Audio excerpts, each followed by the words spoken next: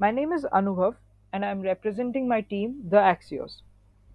I welcome you to the brief demonstration video of our project, Computer Vision Based Website Beautifier and Recommendation Engine. First things first, let me take you through the model architecture of our project, which is represented by the means of this flowchart.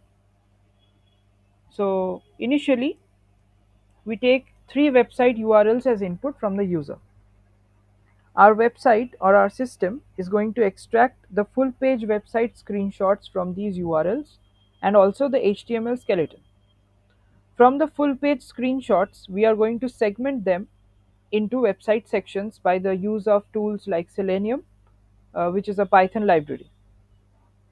Next, from each of these website section images, we are going to extract the text by the means of optical character recognition, and we are going to store them in the form of a text database.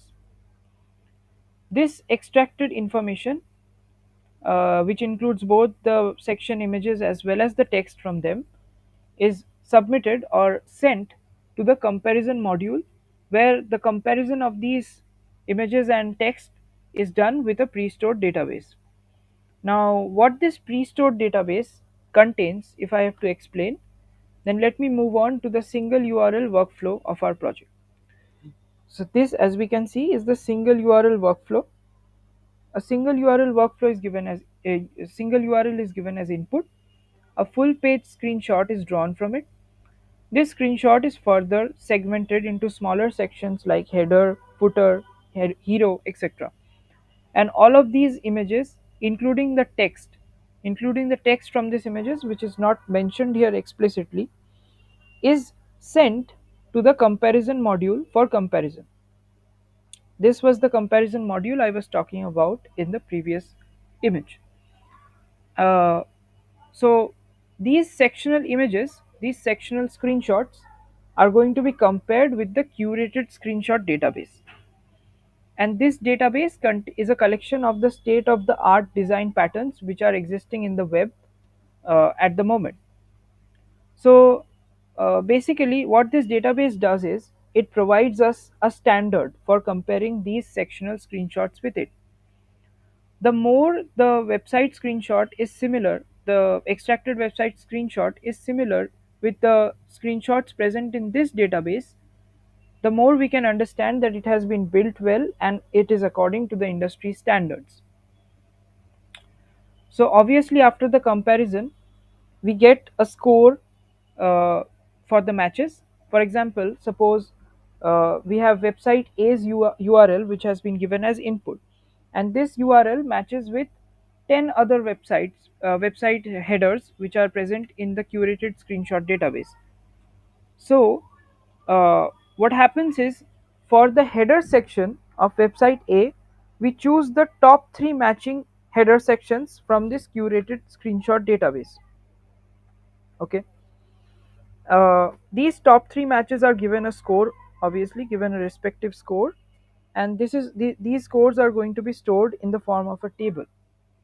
This table will also include the data for footer, banner, and also the other HTML components which are going to be found out, which are going to be extracted. The similarity scores will give us this idea, which is mentioned over here, right here, which tells us a higher similarity score with this database indicates higher alignment with the industry standards, as I was discussing. So this is all about the single URL workflow. Now let me get back to the model architecture. So this is where we left the model architecture before earlier. So after the comparison is done with that pre-stored database, with that pre-stored state-of-the-art database, two scenarios are going to arise. One is no match found, which is basically telling us that this website URL which has been given as input matches with no section or has a 0% match with all of the website URLs that are present in the pre-stored database. So in that case, we take up this new section into our existing database, so as it is enhanced, so as to enhance it. And this is all for the no match found part. and in case a match is found, then we identify and score the top 3 matches as I was talking about. This data is stored in the form of a table, and this process is repeated for the other two URLs as well, because as I mentioned earlier, the user has given 3 website URLs as input. So once this is done, we apply a criteria, which is that whether all the websites have comparable sections or not. For example, if website A, B, and C are given as input URLs, then suppose website A contains header, website B doesn't contain the header, it contains the footer, and website C doesn't contain header and footer both, but it contains banner. So in that case, we find that there is a disparity amongst the websites. In case of a disparity, the comparison of the website is going to give us vague results, because some sections are going to be missing in some websites, whereas they are going to be present in some others. So in this scenario, if this disparity is above a certain limit, then we are going to request the user for some more inputs, because we do not want to return a vague answer to the user. So once the user understands that and gives more inputs, and finally when this criteria is matched, we send it to the next section, which is selecting the best version from each section, from the inputs, for each section from the inputs. So this selection will happen primarily on the basis of the similarity score, as I was talking about. Suppose website ABC, so the header of website A is the best, so it is chosen as the best version of header. The footer of website B is the best amongst the three, so that is chosen, so the footer of website B is chosen. And in this way, for each section we choose the best part from each of these websites. Okay, now these best sections are provided to the LLM module for AI based content and image recommendations.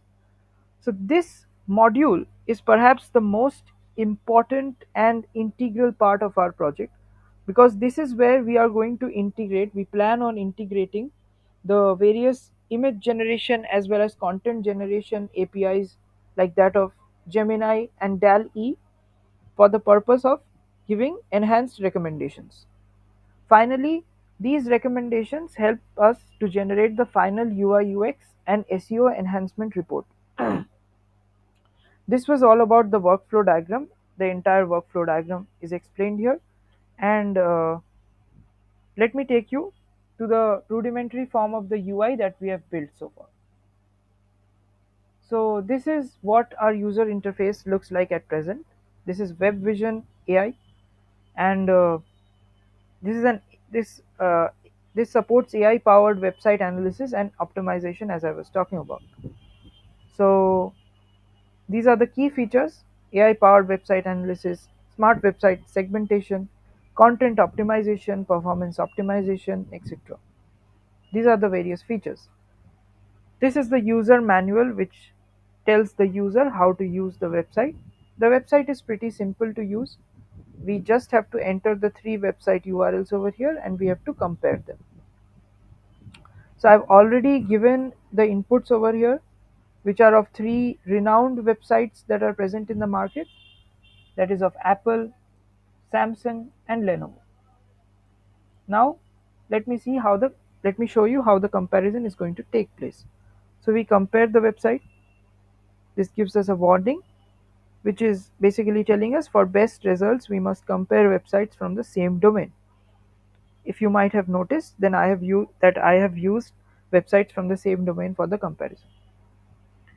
So this gives us a very brief analysis of the websites and gives us a score, associates a score with each of them over here, as we can see, and it is also giving us the best elements from each of these websites. If we want a further more detailed analysis, then we may click on this button, which is get full report. So this is a very detailed version of the report which we got earlier. This tells us the score associated with the header of Lenovo.com and why we must take it. the score associated with the navigation of Samsung.com, and we must incorporate that in our website, and that's all. This also tells us, this also scores the individual components of each and every website, as well as highlights the strong elements over here, like navigation. Strong element for Samsung is also navigation, and that for Lenovo is header and typography. All of this is going to be generated by AI. And finally, a proper full scale implementation plan is given to the user, uh, by following which he or she may develop a great website. So I think the objective of our website, of our project, is very much clear from this implementation plan, which is basically going to ensemble the best and the most, what do I say, uh, the best and the most attractive parts of all of the websites which are given as input, and to form a super form of the website, which is going to outperform all of them. So this is basically the primary objective of our system. Now here there is an option of downloading the entire report in the form of a PDF. So if the user wants, he or she may click on this button. Now that the UI is somewhat explained, let me take you to the level 1 data flow diagram of our project. So this is the level 1 data flow diagram of our project. Here, if I have to mention, the yellow boxes represent the external entities inside this DFD. The circles marked with green tell us the processes, show us the processes, and the data stores are marked with red font over here, right over here, which are represented by two parallel lines. Okay, so the user as the external entity provides three website URLs as input. Our system processes these website URLs and generates full page website screenshots. These screenshots are then sent to the segmentation module for breakdown into the various smaller sections like header, footer, banner, etc., as I discussed earlier. These segmented website sections, which are in the form of image, are stored in a website section database. And also from the website section database, we take the screenshots and we fetch the text out of them by the means of optical character recognition. This textual data is also stored in a structured format in a text database for further use. Now here, the most important data store inside the DFD is this, which is nothing but the state of the art designs and textual content database. So this is the database which is going to show us the industry standards, as I discussed earlier, and the comparison of our inputs is going to take place with this data, with the elements of this database. So let me take you through the comparison module. So in the comparison module, we are basically fetching information from the website section database, from the text database over here, text, as well as from the state of the art design and textual database, and the comparison is going to take place with this database. Finally, after the comparison, as I've been discussing in the previous images as well, two scenarios are going to arise. One is matching sections are found and non-matching sections are found. In case non-matching sections are found, then they are going to be sent and saved in the state-of-the-art design and textual content database for enriching of this database for future use. In case matching sections are found, we move on to identify and rank the matches.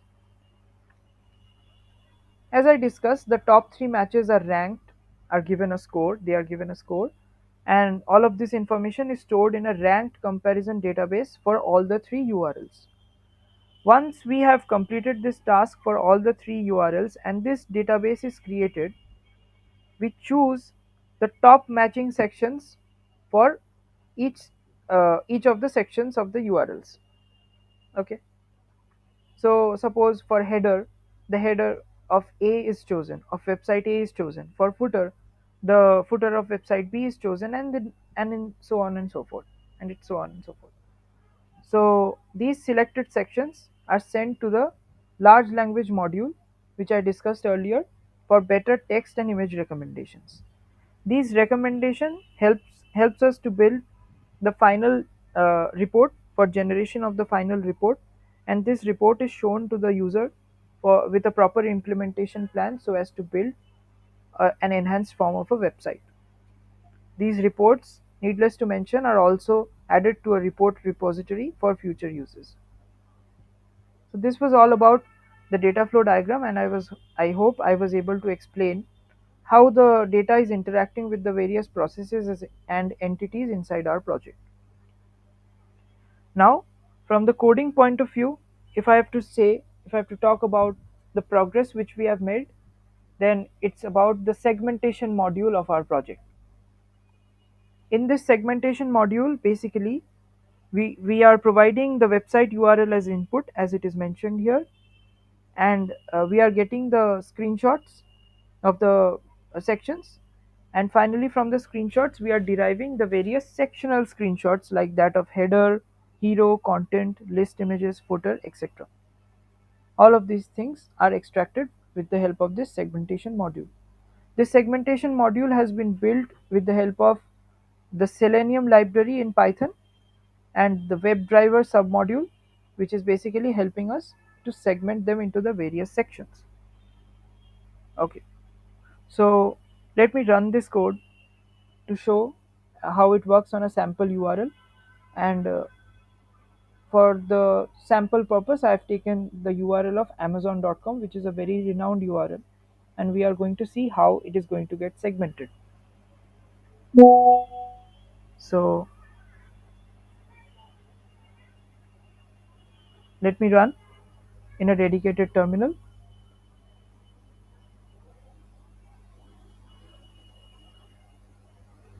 So here, as we can see, it is asking for the website URL as input. So let me provide the input and press enter. As we can see, it's working in the background.